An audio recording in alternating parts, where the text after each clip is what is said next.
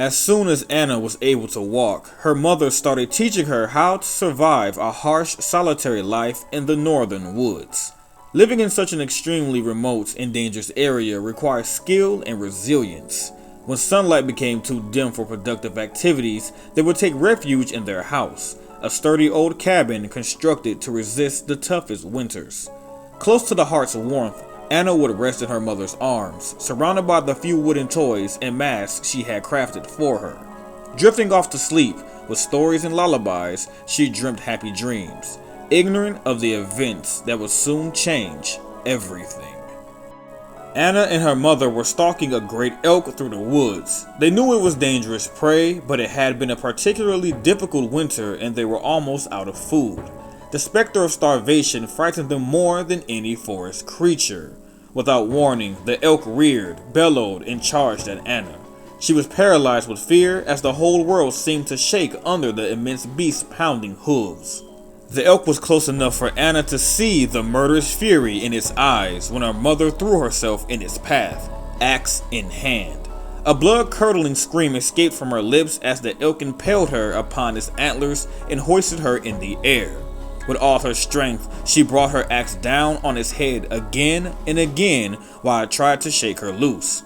With a sickening crack, the antlers snapped and Anna's mother was free. The beast collapsed. Anna was too small to move her mother's broken body, so she sat with her in the clearing where she had fallen. To distract her from the dying elk's cries, Anna's mother held her and hummed her favorite lullaby. They stayed like that, the huntress and the elk getting quieter and colder until Anna was alone in the silent forest. Eventually, she stood up and started the long walk back home. Still a child, she knew just enough about life in the frozen forest to survive. She followed her instincts and became one with the wild. She got older and stronger and practiced her hunts. As she grew into a dangerous predator, her humanity became a half-remembered dream. She widened her territory and lived off her hunts. She worked her way up through squirrels and hares and mink and foxes. Eventually, she grew tired of them and hunted more dangerous animals like wolves and bears. When unsuspecting travelers came through her woods, she discovered her new favorite prey: humans. Unlucky souls who strayed into her territory were slaughtered like any other animal. She liked to collect their tools and colorful garments and especially toys when they were little ones, but she could never bring herself to kill the little girls.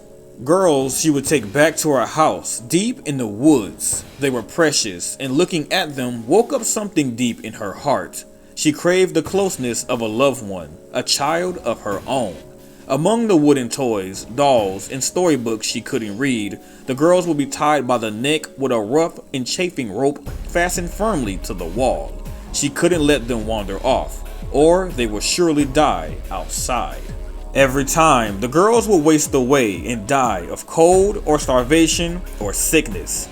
Every time, it plunged Anna deeper into pain and sorrow and madness. She was compelled to try again and started raiding the nearest villages to slaughter families and kidnap their daughters. She wore one of the animal masks her mother crafted for her so many years earlier to try and calm the frightened children.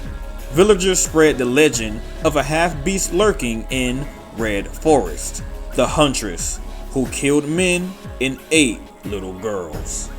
War eventually came to the forest. German soldiers began to pass through on the march to attack the collapsing Russian Empire.